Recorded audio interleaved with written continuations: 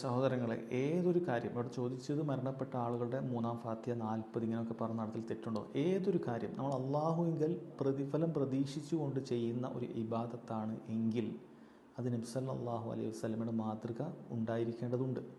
സ്വഹാബികൾ ചെയ്ത് കാണിക്കേണ്ടതുണ്ട്. കാരണം അവരാണ് നമ്മേക്കാൾ ഹൈറുള്ളവർ. ഈ പറയുന്ന കാര്യങ്ങൾ ഒരു ഹൈറായ കാര്യമാണെങ്കിൽ അവർ നമ്മെ മുൻകടക്കുമായിരുന്നു. 3 കഴിക്കലും 40 കഴിക്കലും ഒക്കെ ഒരു സുന്നത്തായ വളരെയധികം പ്രതിഫലം കിട്ടുന്ന കാര്യമാണെങ്കിൽ എനിക്ക് തോന്നുന്നുണ്ട് നബി സല്ലല്ലാഹു അലൈഹി വസല്ലം വഫാത്തായതിനു ശേഷം സ്വഹാബികൾ അത് ചെയ്യാതെ വിടുമെന്ന്.